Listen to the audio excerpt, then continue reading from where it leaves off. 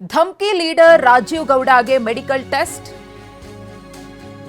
ರಾಜೀವ್ ಗೌಡನನ್ನ ಮೆಡಿಕಲ್ ಟೆಸ್ಟ್ಗೆ ಪೊಲೀಸರು ಕರೆತಂದಿದ್ದಾರೆ. ಚಿಕ್ಕಬಳ್ಳಾಪುರದ ಜಿಲ್ಲಾಸ್ಪತ್ರೆಯಲ್ಲಿ ವೈದ್ಯಕೀಯ ತಪಾಸಣೆ.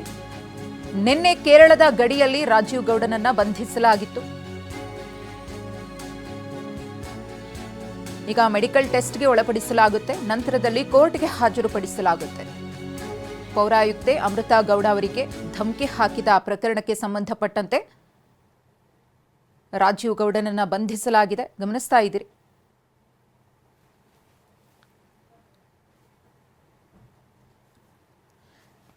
ರಾಜೀವ್ ಗೌಡನನ್ನ ಮೆಡಿಕಲ್ ಟೆಸ್ಟ್ಗೆ ಪೊಲೀಸರು ಕರೆದೊಯ್ತಾ ಇರುವಂತಹ ದೃಶ್ಯಗಳನ್ನ ಗಮನಿಸ್ತಾ ಇದ್ದೀರಿ. ಕಳೆದ 10-12 ದಿನದಿಂದಲೂ ಕೂಡ ರಾಜೀವ್ ಗೌಡ ತಲೆಮರೆಸಿಕೊಂಡು ತಿರುಗಾಡ್ತಾ ಇದ್ರು. ಪೊಲೀಸರ ಕೈಗೆ ಸಿಗ್ತಾ ಇಲ್ಲ. ಏನೋ ಘನಕಾರ್ಯ ಮಾಡಿರೋ ರೀತಿಯಲ್ಲಿ ಜನರತ್ತ ಕೈ ಬೀಸ್ತಾ ಇದ್ದಾರೆ, ತಂಬೇರೆ ತೋರಿಸ್ತಾ ಇದ್ದಾರೆ.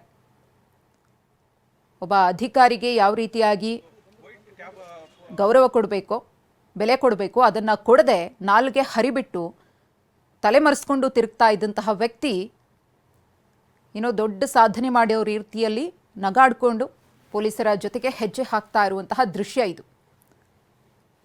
ಪೊಲೀಸ್ ಭದ್ರತೆಯಲ್ಲೇ ಮೆಡಿಕಲ್ ಚೆಕಪ್ಗೆ ಕರೆದೊಯ್ಯಲಾಗ್ತಿದೆ. ನೋಡ್ತಾ ಇರಬಹುದು ದೃಶ್ಯಗಳನ್ನು. ಈ ಥರ ಆಡೋದಕ್ಕೆ ಅಥವಾ ಈ ಥರ ಬಿಹೇವಿಯರ್ ಇರೋದಕ್ಕೆ ಪ್ರಮುಖ ಕಾರಣ ಏನಪ್ಪಾ ಅಂದರೆ, ಇವರ ಹಿಂದೆ ಒಂದಷ್ಟು ಪ್ರಭಾವಿಗಳಿರ್ತಾರಲ್ಲ, ಅವರ ಶ್ರೀರಕ್ಷೆ ಇದೆ ಅನ್ನೋದು. ಯಾರು ನನ್ನನ್ನು ಟಚ್ ಮಾಡೋದಕ್ಕಾಗೋದಿಲ್ಲ ಅನ್ನೋ ಆ ಒಂದು ಅಹಂಕಾರ ಇದೆಯಲ್ಲ, ಈ ಮಟ್ಟಿಗೆ ಒಬ್ಬ ವ್ಯಕ್ತಿ ತಪ್ಪು ಮಾಡಿದಾಗಲೂ ಕೂಡ ನಗ್ನಗ್ತಾ ಹೊರಗಡೆ ಕಾಣಿಸ್ಕೊಳ್ಳೋ ರೀತಿ ಮಾಡಿಬಿಡುತ್ತೆ. ಅದೇ ರೀತಿಯ ಒಂದು ವರ್ತನೆ ರಾಜೀವ್ ಗೌಡ ಅವರಿಂದ ಕಂಡು ಬರ್ತಾ ಇದೆ. ಕಾಂಗ್ರೆಸ್ ಮುಖಂಡ ವ್ಯಕ್ತಿ ಆ ಒಂದು ಸ್ಥಾನಕ್ಕೆ ಎಷ್ಟು ಜವಾಬ್ದಾರಿಯುತನಾಗಿರಬೇಕೋ ಅದು ಇರಲಿಲ್ಲ. ಅದನ್ನು ಬಿಟ್ಟು ಬೇರೆ ಎಲ್ಲವೂ ಕೂಡ ರಾಜೀವ್ ಗೌಡನ ಮೈ ತುಂಬಿಕೊಂಡಿದೆ. ಅಹಂಕಾರ, ಅಹಂ, ದೊಡ್ಡವರ ಶ್ರೀರಕ್ಷೆ ಇದೆಲ್ಲವೂ ಕೂಡ ಇದೆ ಅನ್ನೋ ಆ ಒಂದು ಗುಣ ರಾಜೀವ್ ಗೌಡ ಇವತ್ತು ಈ ಪರಿಸ್ಥಿತಿಗೆ ಬರೋದಕ್ಕೆ ಕಾರಣ. ಅವಾಚ್ಯವಾಗಿ ಅಮೃತ ಗೌಡ ಅವರಿಗೆ ನಿಂದಿಸಿದ್ರು, ಕಣ್ಣೀರು ಹಾಕ್ಸಿದ್ರು. ಆ ಒಂದು ಪಾಪ ಪ್ರಜ್ಞೆ ಕಾಡ್ತಾನೆ ಇಲ್ಲ ಅವರ ಮುಖದಲ್ಲಿ.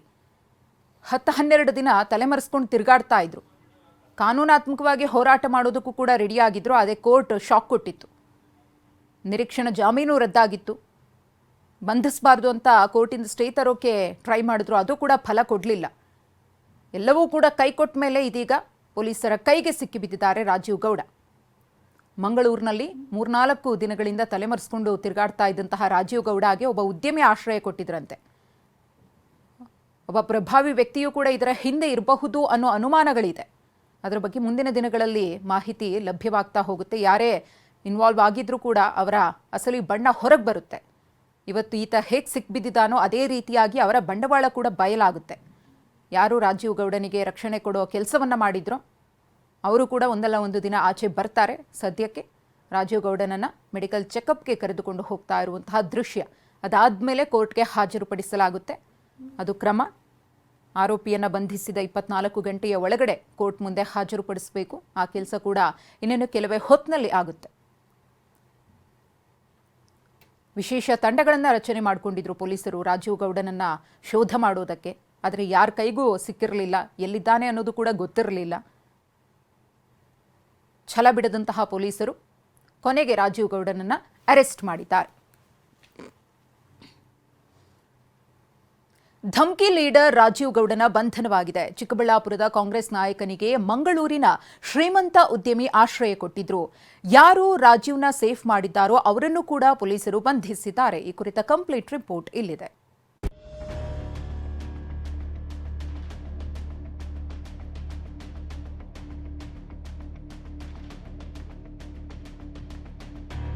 ಹದಿಮೂರು ದಿನಗಳಿಂದ ತಲೆಮರೆಸಿಕೊಂಡಿದ್ದ ರಾಜೀವ್ ಬಂಧನ. ಅದು ಜನವರಿ 14ನೇ ತಾರೀಕು. ಚಿಕ್ಕಬಳ್ಳಾಪುರದ ಶಿಡ್ಲಘಟ್ಟದ ಪೌರಾಯುಕ್ತೆಗೆ ಕಾಂಗ್ರೆಸ್ ಮುಖಂಡ ರಾಜೀವ್ ಗೌಡ ಕರೆ ಮಾಡಿದ್ದ. ಅಕ್ರಮ ಬ್ಯಾನರ್ ತೆರವು ಮಾಡಿದ್ದಕ್ಕೆ ಬಾಯಿಗೆ ಬಂದಂತೆ ಮಾತನಾಡಿದ್ದ. ದಂಗೆ ಎಬ್ಬಿಸ್ತೀನಿ, ಬೆಂಕಿ ಹಚ್ತೀನಿ, ಚಪ್ಪಲಿಯಲ್ಲಿ ಹೊಡಿಸ್ತೀನಿ ಅಂತೆಲ್ಲ ಧಮಕಿ ಹಾಕಿದ್ದ. ಅಲ್ಲಿಂದ 12 ದಿನ ಕಳೆದ್ರೂ ಪೊಲೀಸರು ರಾಜೀವ್ ಗೌಡನನ್ನು ಬಂಧಿಸಲು ಆಗಿರಲಿಲ್ಲ. ನಾನಾ ನೌಟಂಕಿ ಆಡಿದ್ದ ರಾಜೀವ್ ತಲೆಮರೆಸಿಕೊಂಡು ಕಣ್ಣಾಮುಚ್ಚಾಲೆ ಆಡಿದ್ದ. ಆದರೆ 3 ಜಿಲ್ಲೆಯ ಪೊಲೀಸರು ನಿನ್ನೆ ಕೇರಳದಲ್ಲಿ ರಾಜೀವ್ನನ್ನ ಬಂಧಿಸಿದ್ದಾರೆ. ಪೊಲೀಸರು ರಾಜೀವ್ ಗೌಡನನ್ನ ಮಧ್ಯರಾತ್ರಿ ಚಿಕ್ಕಬಳ್ಳಾಪುರಕ್ಕೆ ಕರೆತಂದಿದ್ದಾರೆ. ಆದರೆ ಈತನ ಬೆಂಬಲಿಗರು ರಾತ್ರಿಯೆಲ್ಲ ಇವನನ್ನ ಎಲ್ಲಿಗೆ ಕರೆತರ್ತಾರೆ ಅಂತ ಅಲೆದಾಡ್ತಿದ್ರಂತೆ. ತಮ್ಮ ವಾಹನಗಳಲ್ಲಿ ಅಲ್ಲಿಗೆ ಕರೆದುಕೊಂಡು ಬರಬಹುದು, ಇಲ್ಲಿಗೆ ಬರಬಹುದು ಅಂತ ಓಡಾಡ್ತಿದ್ರಂತೆ. ಇನ್ನು ಪೊಲೀಸರ ಚಲನವಲನವನ್ನ ಗಮನಿಸ್ತಿದ್ರಂತೆ. ಹೀಗಾಗಿ ರಾಜೀವ್ ಗೌಡನನ್ನ ಯಾರಿಗೂ ತಿಳಿಯದಂತೆ ಪೊಲೀಸ್ ವಸತಿ ಗೃಹದಲ್ಲಿ ಇಡಲಾಗಿತ್ತು. ನೋಡಿ, ನಾನು ಇದು ತೋರಿಸ್ತಾ ಇದ್ದೀನಿ. ಇದೇ ಒಂದು ಚಿಕ್ಕಬಳ್ಳಾಪುರ ನಗರ ಅಂದರೆ ಈ ಚಿಕ್ಕಬಳ್ಳಾಪುರದಲ್ಲಿ ಇರ್ತಕ್ಕಂಥ ಒಂದು ಪೊಲೀಸ್ ವಸತಿ ಗೃಹಗಳ ಒಂದು ಸಮುಚ್ಚಯ ಇದೆ. ಇದೇ ಇಲ್ಲಿ ಒಂದು ಚಿಕ್ಕಬಳ್ಳಾಪುರ ನಗರ ಪೊಲೀಸ್ ಠಾಣೆ ಮತ್ತು ಮಹಿಳಾ ಠಾಣೆ ಇದೆ. ಇದೇ ಪೊಲೀಸ್ ಠಾಣೆ ಪಕ್ಕದಲ್ಲಿ ಒಂದು ಪೊಲೀಸ್ ಸಿಬ್ಬಂದಿಗೆ ಅಂತೇಳಿ ಒಂದು ಪೊಲೀಸ್ ಡಾರ್ಮೆಂಟ್ರಿ ಇದೆ. ಇಲ್ಲಿ ಒಂದು ಪೊಲೀಸ್ ಅತಿಥಿ ಗೃಹದಲ್ಲಿ ಈಗ ರಾಜೀವ್ ಗೌಡನನ್ನ ರಾತ್ರಿ ಕರೆತಂದು ಇಲ್ಲಿಟ್ಟಿದ್ದಾರೆ. ಮತ್ತೊಂದು ಕಡೆಗೆ ಈ ರಾಜೀವ್ ಗೌಡ ಬೆಂಬಲಿಗರು ರಾತ್ರಿ ಎಲ್ಲ ಸುಮಾರು ಒಂದು 50-60 ಕಾರುಗಳಲ್ಲಿ ಪೊಲೀಸರನ್ನ ಬೆನ್ನಟ್ಟಿದ ಹಿನ್ನೆಲೆಯಲ್ಲಿ ಪೊಲೀಸರು ಈಗ ಶಿಡ್ಲಘಟ್ಟ ಕರ್ಕೊಂಡು ಹೋಗಿದೆ. ಈ ಒಂದು ಡಾರ್ಮೆಂಟ್ರಿಯಲ್ಲಿ ರಾಜೀವ್ ಗೌಡನ ಇಟ್ಟಿದ್ದಾರೆ. ಇದು ನೋಡಿ, ನಾವು ನೋಡ್ತಾ ಇದ್ದೀವಿ. ಈ ಕೆಲವೇ ಕ್ಷಣಗಳ ಹಿಂದೆ ರಾಜೀವ್ ಗೌಡ ಈ ಒಂದು ವಿಂಡೋದಲ್ಲಿ ಬಂದು ನೋಡ್ತಾ ಇದ್ದ. ಸದ್ಯ ರಾಜೀವ್ ಗೌಡನ ವಿಚಾರಣೆ ನಡೆದಿದೆ. ಪೊಲೀಸರು ಪ್ರಕರಣಕ್ಕೆ ಸಂಬಂಧಪಟ್ಟಂತೆ ಮಾಹಿತಿ ಕಲೆ ಹಾಕಿದ್ದಾರೆ. ಗೊತ್ತಿರುವ ಆರೋಪಿ, ತೀರಾ ಪರಿಚಯಸ್ಥ ಆರೋಪಿಯನ್ನು ಬಂಧಿಸೋದಕ್ಕೆ ಇಷ್ಟೊಂದು ವಿಳಂಬ ಆಗಿದೆ ಯಾಕೆ ಸರ್? ಪೊಲೀಸ್ ಹುಡುಕ್ತಾ ಇದ್ದಾರೆ, ಅದು ಅವರಿಗೆ ಕೂಡ ಅವ್ರ ಗಮನಕ್ಕೆ ಇದೆ. ಸೊ ಡೆಫಿನೆಟ್ಲಿ ಅವರು ಪ್ರಯತ್ನ ಮಾಡ್ತಾರೆ ಕಿ ನಾವು ಬೇರೆ ಬೇರೆ ಜಾಗ ಹೋಗಬೇಕು, ಬೇರೆ ಜಾಗ ಹೈಡ್ ಮಾಡಬೇಕು. ಸೊ ಅದೇ ಕಾರಣ ಬಗ್ಗೆ ನಮ್ಮ ಸೈಡಿಂದ ನಾವು ಫಸ್ಟ್ ಡೇಯಿಂದ ಪ್ರಯತ್ನ ಮಾಡಿದ್ದೀವಿ. ಬಟ್ ಟೆಕ್ನಿಕಲ್ ಅನಾಲಿಸಿಸ್ ಬೇಸಿಸ್ ಮೇಲೆ ನಮಗೆ ಸಿಕ್ಕಿದೆ. ರಾಜೀವ್ ಗೌಡಗೆ ಆಶ್ರಯ ನೀಡಿದ್ದ ಮೈಕಲ್ ಅರೆಸ್ಟ್. ಇನ್ನು ರಾಜೀವ್ ಗೌಡನಿಗೆ ಮಂಗಳೂರಿನ ಉದ್ಯಮಿ ಮೈಕಲ್ ಆಶ್ರಯ ಕೊಟ್ಟಿದ್ರು. ತನ್ನ ಫಾರ್ಮ್ ಹೌಸ್ನಲ್ಲಿ ರಾಜೀವ್ ಇರೋದಕ್ಕೆ ವ್ಯವಸ್ಥೆ ಮಾಡಿಕೊಟ್ಟಿದ್ರು. ಹಾಗಿದ್ರೆ ರಾಜೀವ್ ಗೌಡ ಸಿಕ್ಕಿದ್ ಹೇಗೆ ಅಂತ ನೋಡೋದಾದ್ರೆ, ರಾಜೀವ್ ಗೌಡ ತನಗೆ ಆಶ್ರಯ ನೀಡಿದ್ದ ಆ ಉದ್ಯಮಿಯ ಕಾರಿನಲ್ಲೇ ಮಂಗಳೂರಿನಿಂದ ಪರಾರಿಯಾಗಿದ್ದ. ಪೊಲೀಸರ ದಿಕ್ಕು ತಪ್ಪಿಸಲು ರೈಲ್ವೆ ನಿಲ್ದಾಣದಲ್ಲಿ ಕಾರು ಬಿಟ್ಟು ಹೋಗಿದ್ದ.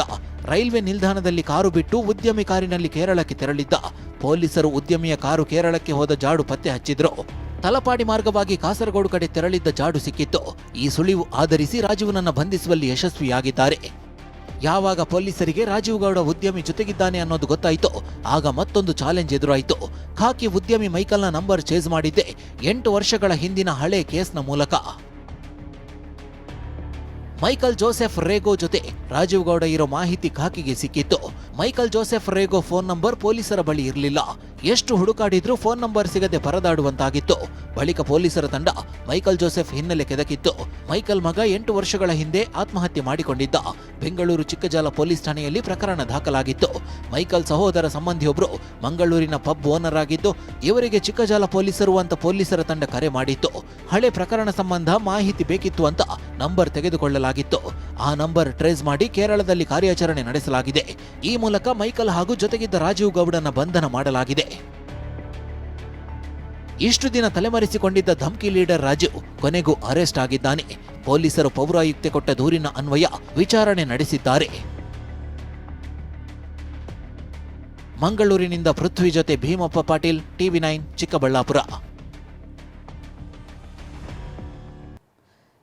ಕೊನೆಗೂ ಕೂಡ ರಾಜೀವ್ ಗೌಡ ಪೊಲೀಸರ ಕೈಗೆ ಸಿಕ್ಕಿಬಿದ್ದಿದ್ದಾನೆ. ಸದ್ಯಕ್ಕೆ ಮೆಡಿಕಲ್ ಚೆಕಪ್ಗೆ ರಾಜೀವ್ ಗೌಡನನ್ನ ಕರೆದೊಯ್ತಾ ಇರುವಂತಹ ದೃಶ್ಯವನ್ನ ಗಮನಿಸ್ತಾ ಇದ್ದೀರಿ. ಇನ್ನೇನು ಕೆಲವೇ ಹೊತ್ತಿನಲ್ಲಿ ನ್ಯಾಯಾಲಯಕ್ಕೂ ಕೂಡ ಹಾಜರುಪಡಿಸಲಾಗುತ್ತೆ.